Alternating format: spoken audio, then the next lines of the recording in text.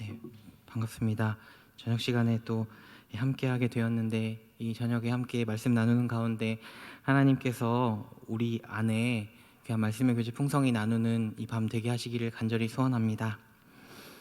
오늘 본문 3번 이 한 절의 말씀은 우리에게 정말로 익숙합니다. 천국은 마치 밭에 감추인 보화와 같다. 노래로도 만들어 찬양해 오고 있지 않습니까? 특별히 그 노랫말 보면 현대적인 적용 담아서 집도 팔고 땅도 팔고 냉장고도 팔아서 그 밭을 사고 말 것이라는 노랫말 들으면 천국에 대한 사모함이 참 잘 담겨 있어서 기억에도 오래 남고 그 찬양의 멜로디도 바로 떠올라서 흥얼거리게 되는 것 같습니다. 그런데 익숙한 말씀 속에서 우리가 조금 그 의미를 명확하게 이해해야 할 한 표현 한 가지가 있습니다. 바로 천국입니다. 밭에 감추인 보화를 발견함과 같이 여겨지는 천국이라는 말을 들을 때 아마 먼저 떠오르시는 것은 영원한 기쁨과 또 영원한 영광을 누릴 그 날일지 모르겠습니다. 그런데 마태복음에서 이 천국의 헬라어적 표현을 직역하자면 하늘들의 나라입니다. 이건 사실 마태의 조금 독특한 표현이긴 한데요, 다른 복음서에서 하나님 나라라고 사용된 단어와 같습니다. 그러니까 이 천국 비유의 말씀은 정확하게 하나님 나라의 비유인 것입니다. 그 말인즉슨 우리가 나중에 얻게 될 어떤 기쁨과 영광을 염두에 두고 우리에게 밭에 감추어진 보화를 얻는 그 기쁨의 이야기를 말씀하시는 것이 아닙니다. 우리 주님께서 이 땅에 오셔서 가까이 왔노라, 아니 임하였노라 선언하신 그 하나님 나라, 그래서 그분이 완성하신 십자가 복음을 듣고 믿어 하나님 나라로 부름받은 모든 사람들이 바로 그 하나님 나라에 속함으로 하나님 나라의 은혜를 발견하게 됨을 이 비유로 빗대어 말씀하시는 것입니다. 사랑하는 성도 여러분, 제가 참 자주 말씀드리는 것인데요, 우리는 부름받은 이유로 은혜의 풍성함을 날마다 발견하게 되는 은혜의 자녀들입니다. 우리에게 허락된 것이 참 많다는 것 우리가 결코 잊지 않았으면 좋겠습니다.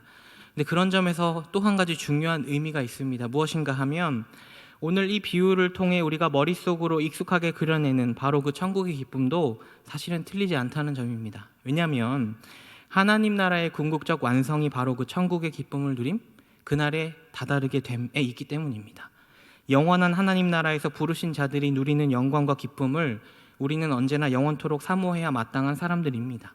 그러니까 본래 이 비유는 하나님 나라로 부름받아서 하나님 나라의 은혜를 받은 우리 모두를 향해 그 은혜의 기쁨을 오늘도 누리며 살아갈 수 있도록 말씀하신 것이 분명한데, 그 은혜의 궁극적인 완성은 바로 그날의 영광이기 때문에 그것을 바라보는 것이야말로 그 은혜를 누림에 있어 가장 중요한 대상이라는 것, 우리가 함께 생각해야 한다는 것입니다. 그리고 그렇게 이 비유를 이해하면 우리 주님께서 하나님 나라를 설명하시고자 이 비유를 말씀해 주신 것에 대해서 우리가 좀 더 풍성하게 깨닫게 될 것입니다. 저는 이 부분을 이 성도님들께 설명하기 위해서요, 제가 표현한 하나의 방식인데 믿음의 방향성이란 단어를 사용하곤 합니다. 사랑하는 성도 여러분, 우리가 받은 믿음에는 분명히 성경이 제시하는 방향성이 있습니다. 그러니까 구원받은 성도가 오늘을 살아갈 때 복음 안에서 그리고 말씀을 믿음으로 바라보게 되는 방향성이 분명히 있다는 것입니다. 바로 영광의 그날, 우리가 인생을 살다 보면 죽어서 가게 되는 것처럼 오해하곤 하지만 사실은 우리 주님의 오심으로 완성되는 바로 그날입니다. 그러니까 그날을 바라보는 믿음이 오늘 우리의 삶의 능력이 되는 것입니다. 말할 수 없는 위로와 소망을 주고요, 감사와 기쁨을 허락합니다. 그날이 우리 믿음의 방향성인 이유는 하나님께서 우리 각 사람을 구원하시고 하나님 나라 자녀 삼으시고자 하셨을 때 이미 그 하나님 나라의 완성을 그날이 오는 것에 두셨기 때문입니다. 우리가 너무나 잘 아는 말씀인데요, 계시록 21장 3절과 4절입니다. 내가 들으니 보좌에서 큰 음성이 나서 이르되 보라, 하나님의 장막이 사람들과 함께 있음에 하나님이 그들과 함께 계시리니 그들은 하나님의 백성이 되고 하나님은 친히 그들과 함께 계셔서 모든 눈물을 그 눈에서 닦아주시니 다시는 사망이 없고 애통하는 것이나 곡하는 것이나 아픈 것이 다시 있지 아니하리니 처음 것들이 다 지나갔음이로라. 요한에게 이와 같은 은혜의 광경을 보여주신 까닭은 바로 그때가 오도록 모든 것을 이루시기 원하는 하나님 아버지의 뜻을 보여주시기 위함 아니겠습니까? 우리가 다 그날에 이르게 될 것이라고요. 우리가 원해서가 아니고요, 하나님 아버지께서 그 일을 이루시기를 원하셔서요. 그러니까 하나님께서는 우리에게 복음 안에서 늘 그날을 바라보도록 우리가 오직 그때를 바라보는 믿음을 가지기를 기뻐하신 것입니다. 그래서 사도 바울도 로마서 보면 이런 귀한 말씀 우리에게 전해주고 있지 않습니까? 로마서 8장 18절입니다. 생각하건대 현재의 고난은 장차 우리에게 나타날 영광과 비교할 수 없도다. 아멘. 그리스도인들이 복음으로 인해 수많은 고난에 노출되었던 그때 사도들은 늘 이 한 가지 은혜로 그들을 위로하였습니다. 그러니 우리가 오늘 분명히 질문을 던져보아야 합니다. 우리는 그날을 바라보며 오늘도 기쁨과 위로와 소망을 가지고 살아가고 있습니까? 그렇기에 오늘 이 비유를 우리가 조금 더 자세히 살펴서요, 그 의미의 풍성함을 살펴보고 더불어서 마땅히 바라보아야 할 그날에 대한 우리의 믿음의 방향성도 한번 돌아보기를 원합니다. 이제 다시 오늘 본문 3은 한 절의 말씀 제가 다시 읽겠습니다.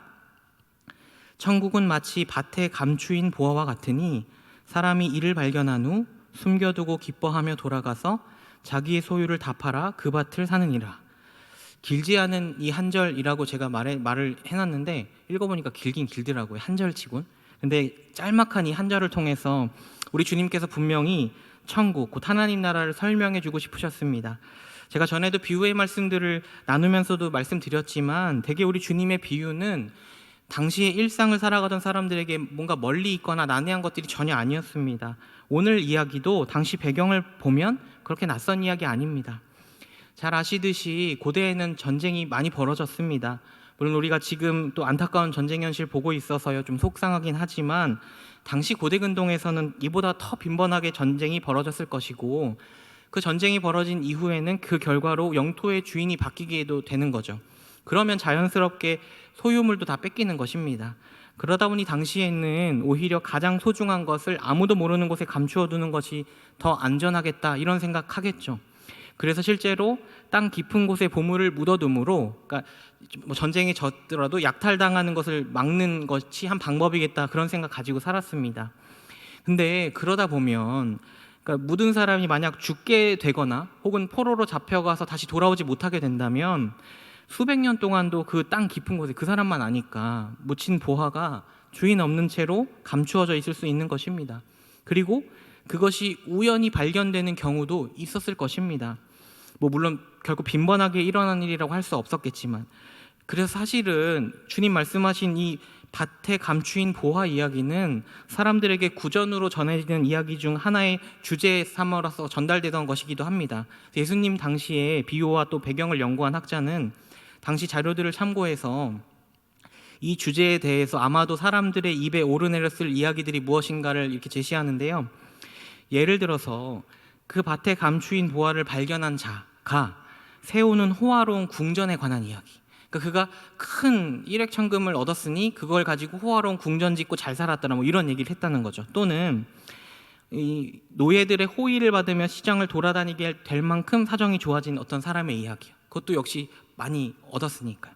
혹은 발견한 사람의 아들이 밭주인의 딸과 결혼하도록 하는 현명한 재판관의 결정에 관한 이야기들. 그러니까 밭에 감추인 보화를 발견하는 것은 누가 생각해도 부자가 되는 좋은 건 누릴 수 있는 그런 것을 충분히 기대할 만한 상황이니까요. 사람들은 그렇게 일액천금으로 행복한 결말을 맺었던 어느 누군가의 이야기를 듣는 것에 관심을 가졌던 것입니다. 그런데 그런 점에서 오늘 예수님께서 들려주시는 비유 이야기는 당시 일반적 이야기와는 조금 다릅니다. 왜냐하면 사람들은 그러니까 사실 이 보화를 발견했다 이 얘기를 듣고 싶은 게 아니고요.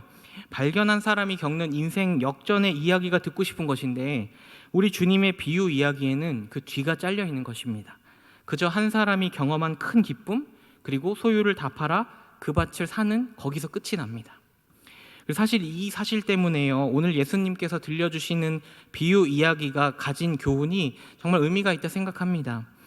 제가 예전에도 한번 언급한 적이 있습니다만 네이버에는 자동 완성 기능이 있습니다. 그러니까 어떤 단어를 검색하려고 할 때 우리가 자음을 먼저 쓰는데 자음만 입력해도 해당하는 자음으로 시작하는 단어 검색어들 중에 가장 많이 검색된 단어가 먼저 떠가지고 검색을 돕는 것이죠.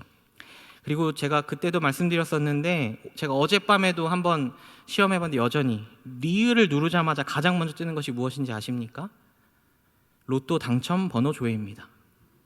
그러니까 가끔 달라질 수 있는데 주로 토요일에 가까워지면 어김없이 로또 관련 검색이 많으니 로또 당첨 조회가 뜹니다.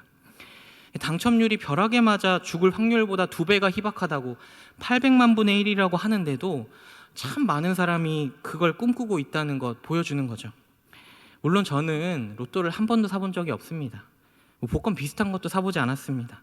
근데 이 드라마나 영화에서도 워낙 그 사람들이 관심 있어 하는 거다 보니 이 로또 당첨을 주제 삼아서 이야기를 풀어나가는 경우들도 종종 있으니까요. 제가 한 번은 또 그 로또 당첨된 이야기를 소재 삼은 드라마 뭘 보면서요, 상상을 해본 적이 있습니다. 혹시 내가 만약 1등 되면 어떡하지? 나한테 수십억 혹은 뭐 많게는 100억이 생기면 어떻게 하지? 상상을 해본 그 순간에 이미 저에게 인생 계획이 펼쳐지는 것입니다. 살아갈 집도 좀 사고, 아내 좋은 것도 좀 사주고, 용돈도 주고, 애들 미래도 좀 준비하고, 저도 좀 즐기고. 받을 리 없는 것인데도요, 제게도 그 어마어마한 당첨금은 인생 역전을 꿈꾸게 한 거죠. 세상에 수많은 로또를 구입하는 사람들이 다 그렇겠죠. 당시 보화를 통해 일액천금을 얻는 상황을 꿈꿔보게 된다면 사람들도 다 궁전 짓고 호사 누리는 그런 상상 해보게 될 것입니다. 그런데 예수님께서는 사람들이 기대하는 그 다음이 아니라 보화를 발견하고, 그래서 그 보화를 발견한 기쁨 때문에 소유를 다 팔고 그 보화가 있는 밭을 사는 사람의 이야기에 주목하게 하시는 것입니다. 왜 그럴까요? 저는 이런 말씀 하시는 것이라 확신합니다. 하나님 나라가 무엇인가? 하나님 나라를 얻었기 때문에 그것으로 무언가의 인생 역전이 벌어질 것을 기대할 필요가 없는 나라. 그것이 바로 하나님 나라이며 그만큼의 은혜가 베풀어지는 나라라고 말씀하시는 것입니다. 그렇습니다. 하나님 나라는 얻게 된다면 그 순간 그 자체가 목적이 된다는 것입니다. 발견함이 주는 기쁨이 크고요, 그것을 얻음 자체로 의미가 있게 되는 것, 그것이 바로 하나님 나라다, 그렇게 말씀하시는 것 아니겠습니까? 사랑하는 성도 여러분, 우리는 과연 하나님 나라 그 자체를 목적 삼아 살아가고 있는지 우리가 여기서 중요한 질문을 던져보아야 할 것 같습니다. 실제로 한 사람이 밭을 발견한 이후 그에게 일어난 반응을 말씀이 증거하는 것을 보면 이 의미가 조금 더 선명해집니다. 44절 제가 다시 한번 읽겠습니다. 천국은 마치 밭에 감추인 보화와 같으니 사람이 이를 발견한 후 숨겨두고 기뻐하며 돌아가서 자기의 소유를 다 팔아 그 밭을 사느니라. 이 44절의 말씀을 원어로 보면 동사들이 2가지 시제로 나눠서 이루어져 있습니다. 먼저 발견하는 것, 그리고 숨겨두는 것은 부정 과거 시제입니다. 그게 의미가 뭔지는 몰라도 되고요. 근데 그 이후로 보면 큰 기쁨과 함께 돌아오는 것, 그리고 소유를 다 파는 것, 그리고 그 밭을 사는 것, 이 3가지 동사는 현재형의 시제를 사용합니다. 그러니까 생각해 볼 때요, 그냥 이것은 예수님께서 그냥 빗대어 하나의 이야기를 완성해서 그들에게 전해주시는 거니까요. 예를 들면 발견했고 숨겨뒀고 돌아가서 이 구분할 필요는 없고요. 그냥 하나의 이야기니까 그냥 말씀하시면 되는데, 그 밭을 발견하고 숨겨둔 직후 그가 보인 반응이 생동감 있게 하도록 그것들을 다 같은 시제로 묶어서 말씀해 주시는 것입니다. 그러니까 그가 돌아오는 시점부터 그 밭을 사기까지의 행동이 얼마나 하나의 이어진 생동감 있는 반응인지를 설명하고 싶으셨던 것입니다. 정말로 그에게 이 밭은 목적 자체가 된 것이죠. 자기가 가진 모든 것을 팔아 그 밭을 사기까지요. 그래서 기어이 소유를 다 팔았고 그 밭을 샀다 말씀하시는 것입니다. 그래서 저는 이 비유의 뉘앙스를 이렇게 해석하고 싶습니다. 천국 곧 하나님 나라를 발견하는 자는 이 사람과 같이 될 것이다, 아니 그렇게 될 수밖에 없다라고 말이죠. 우리 주님이 이렇게 말씀해 주시는 것입니다. 얘들아, 하나님 나라의 은혜를 발견하는 사람은 이 사람과 같이 발견한 기쁨이 있어서 자기 것으로 값을 지불하여 하나님 나라를 소유하는 것을 가장 큰 기쁨으로 여기며 살아가게 될 것이다, 그렇게 말씀하시는 것 아니겠습니까? 사랑하는 성도 여러분, 여러분은 밭에 감추인 보화를 발견한 기쁨으로 이 세상을 살아가십니까?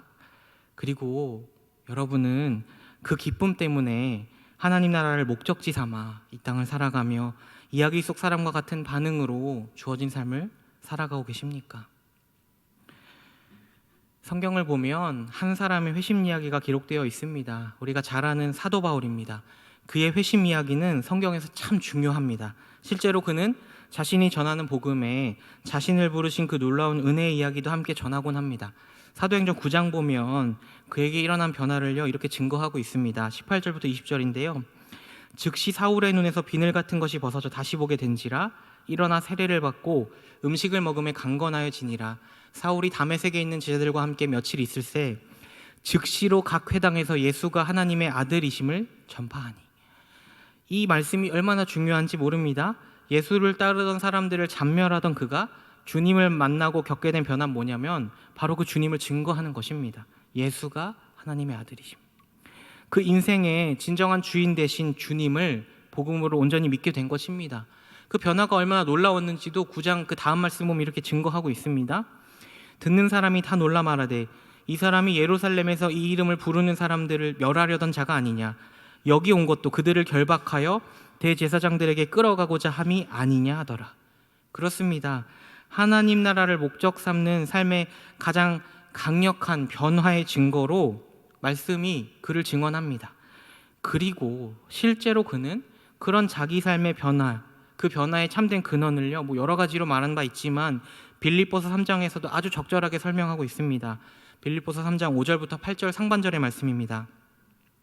나는 8일 만에 할례를 받고 이스라엘 족속이요 베냐민 지파요 히브리인 중에 히브리인이요 율법으로는 바리새인이요 열심으로는 교회를 박해하고 율법의 의로는 흠이 없는 자라. 그러나 무엇이든지 내게 유익하던 것을 내가 그리스도를 위하여 다 해로 여길 뿐더러 또한 모든 것을 해로 여김은 내 주 그리스도 예수를 아는 지식이 가장 고상하기 때문이라. 주님을 만나 비로소 믿음 안에서 주님을 깊이 알게 됨으로 인해 그가 발견한 은혜는 그 존재에게 담겨있던 과거의 모든 것을 해로운 것, 이후의 말씀 보면 배설물로 여긴다 고백합니다. 그뿐이 아니고요, 그 주님을 아는 것이 고상해서 그 주님 깊이 바라봄으로 그가 믿음으로 기다리는 것이 있습니다. 빌립보서 3장 20절과 21절입니다. 그러나 우리의 시민권은 하늘에 있는지라 거기로부터 구원하는 자 곧 주 예수 그리스도를 기다리노니 그는 만물을 자기에게 복종하게 하실 수 있는 자의 역사로 우리의 낮은 몸을 자기 영광의 몸의 형체와 같이 변하게 하시리라. 하늘 시민권을 받았기 때문에 마땅히 바라보아야 할 주님 오시는 그날, 그리고 그날에 이루어질 온전한 구원과 기쁨, 그것을 기다린다 말합니다. 그래서 그는 우리가 잘 알듯이 빌립보서에서 수도 없이 기쁨을 고백하죠. 그 기쁨의 이유가 무엇인가 하면 바로 그리스도를 바라봄으로 누리는 은혜와 그분이 오시는 날 누리게 될 은혜뿐입니다. 사실은 같죠. 주님의 십자가 은혜가 우리에게 보게 하는 것이 바로 그날의 영광이니까요. 우리가 누리게 될 천국, 우리를 위한 하나님 나라의 계획이 언제나 그날을 향하고 있으니까요. 사랑하는 성도 여러분, 그의 고백들이야말로 우리 주님이 오늘 말씀으로 가르쳐 주시는 하나님 나라의 일하심의 증거이지 않겠습니까?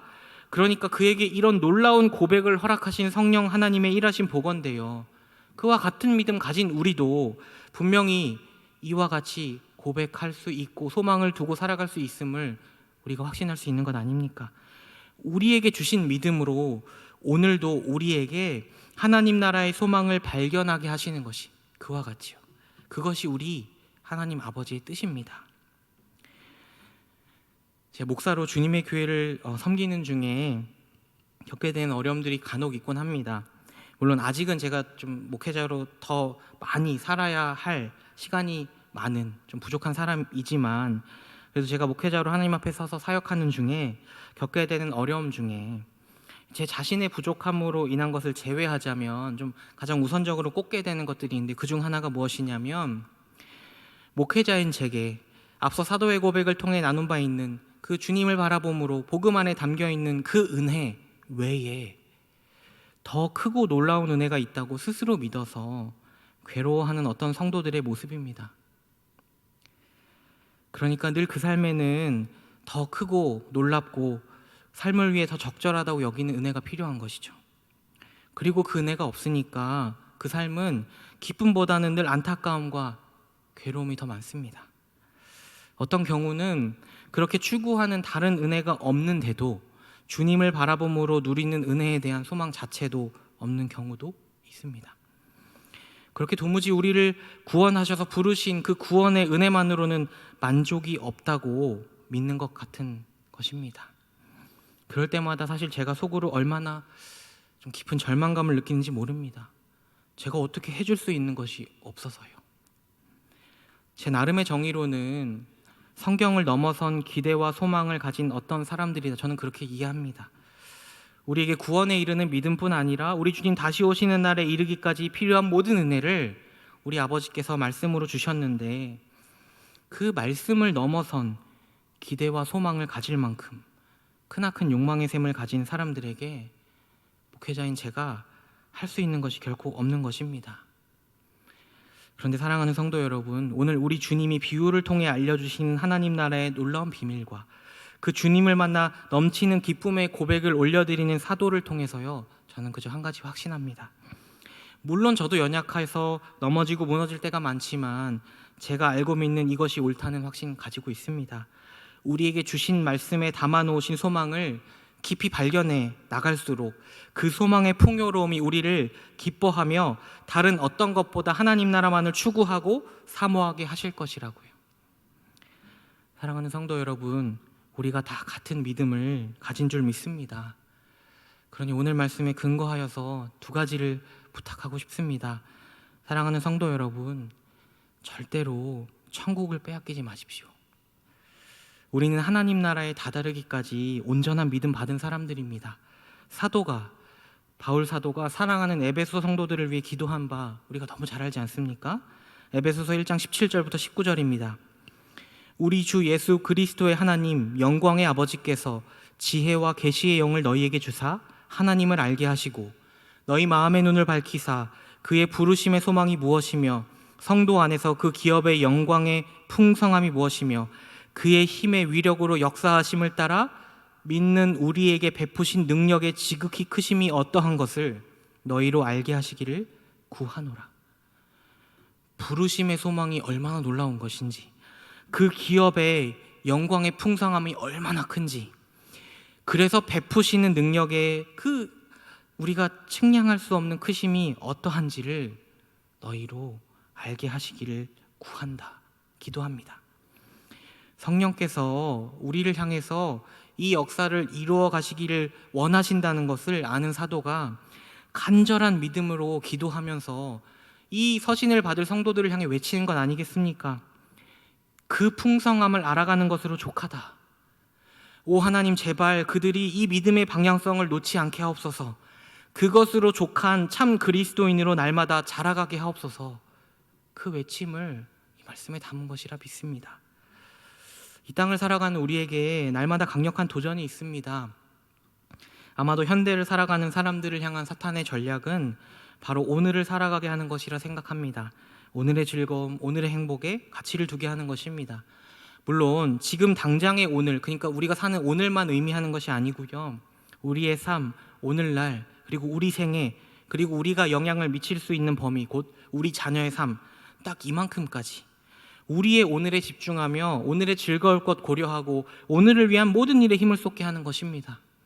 내 자녀에게 좋은 미래를 준비해줘야지, 나의 삶의 평안을 위해 수고하고 그 수고한 것으로 즐거움 누릴 수 있어야지, 이런 생각은 우리뿐 아니라 모든 사람들에게 의미 있는 보편의 목적입니다. 그런데 그렇게 자기의 것으로 자기의 의의를 이루려는 열망으로 사는 것이 얼마나 무서운 결과를 낳게 되는지 우리가 경계할 수 있어야 합니다. 지금 나의 삶에 즐거움이 익숙해지면 복음으로 인한 손해는 미련한 것이 되어버리겠죠. 복음은 정확히 그들에게 정신적인 만족, 적당한 위로만 주면 되는 것으로 전락해버릴지도 모릅니다. 자녀를 위해 좋은 건 예비하려는 열심, 물론 좋습니다. 그런데 그 부모의 자녀에게 하나님이 아니라 내 부모의 능력이 내 삶을 결정짓는다는 확신에 빠지게 하지 않을까요? 그렇게 자녀의 삶에는 부모가 준 좋은 보화들로 이미 만족하게 되고 그냥 자기가 받은 보화로 충분한 즐거움 누리며 살 수도 있겠습니다. 그리고 사실은 아마도 사람 속에 있는 도무지 채울 수 없는 욕망의 샘은 아마도 영원히 사람의 만족을 집어삼켜버리고요, 또 다른 목적, 또 다른 즐거움 채워넣게 하지 않겠습니까? 아마도 십자가의 은혜, 그리고 그날에 누릴 가장 큰 기쁨에 대한 기대와 소망도 잊어버리게 만들고 말 것입니다. 우리도 하나님 나라라는 방향성 잃게 된다면 우리를 향한 부르심에 담긴 은혜의 풍성함이 아니고요, 앞서 언급한 것처럼 성경을 넘어서는 기대와 소망만을 추구함으로 우리 스스로를 불행하게 할 뿐일 것입니다. 그런데요, 우리를 위해 예비된 은혜가 있습니다. 그리고 그 은혜가 가장 소중합니다. 결코 빼앗길 수 없습니다. 그 은혜는 오늘을 위한 은혜가 아니라 영원한 날들을 위한 은혜입니다. 그러니 또 한 가지 중요한 부탁이 있습니다. 하나님 나라가 우리에게 보여주는 바 그날에 우리의 진정한 소망을 두고 살아가기를 바라겠습니다. 우리의 구원은, 우리가 주님으로 말미암아 받은 구원은 그날에 이르게 함에 가장 중요한 목적이 있습니다. 앞서도 인용했듯 사도도 그래서 그날을 고대하게 하는 것입니다. 앞서 인용한 바 있지만 다시 한번 로마서 8장 18절입니다. 생각하건대 현재의 고난은 장차 우리에게 나타날 영광과 비교할 수 없도다. 우리가 이 땅에서 이룰 수 있는 그 어떤 기쁨도 견줄 수 없는 영광과 기쁨이 그 날에 있습니다. 그러니까 그날에 소망을 두고 산다는 것의 중요한 본질은 우리의 오늘에 대해 어떤 기쁨과 만족을 기대하는 그것이 있다 할지라도요, 비할 수 없을 그날이 우리를 기다리고 있다는 사실을 믿는 것입니다. 사랑하는 성도 여러분, 그날에 이르기까지 우리가 그 사실을 믿고 불뜯도록 성령 하나님께서 우리를 향해 역사하십니다. 그러니까 우리가 그 믿음의 방향성 놓지 않고 성령 하나님 의지하면 그것으로 되는 것입니다. 베드로 사도가 고백한 바 5장 10절의 말씀입니다. 모든 은혜의 하나님 곧 그리스도 안에서 너희를 부르사 자기의 영원한 영광에 들어가게 하시니가 잠깐 고난을 당한 너희를 친히 온전하게 하시며 굳건하게 하시며 강하게 하시며 터를 견고하게 하시리라. 영원한 영광이 예비되었다, 그가 분명히 말합니다. 그런데 또한 말하기를 친히 온전하게 하시고 굳건하게 하시고 강하게 하시고 터를 견고하게 하시는 일이 바로 그 영원한 영광에 다다르기까지 있게 될 것이라 말씀하는 것입니다.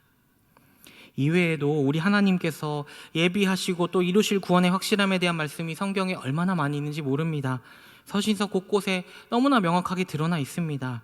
그러니까 우리가 할 일은 말씀을 통해 보아야 할 곳을 바라보고 성령이 주는 확신을 붙드는 것밖에 없습니다.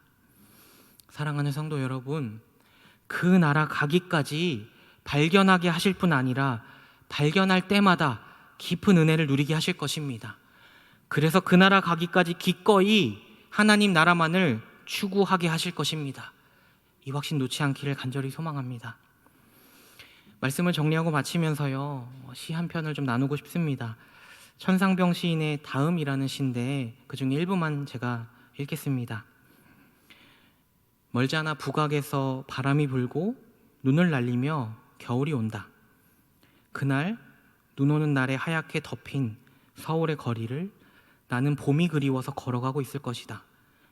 아무것도 없어도 나에게는 언제나 이러한 다음이 있었다. 이 새벽, 이 다음, 이 절대한 불가항력을 나는 내 것이라 생각한다. 전에도 제가 간혹 소개하곤 했는데요, 이 시인, 청상병 시인의 삶은 소유와는 거리가 멀었습니다. 그가 이 시에서도 밝히고 있죠. 아무것도 없어도 이렇게요. 그런데 그가 말합니다. 그런 나지만 내게 언제나 이러한 다음이 있었다라고요.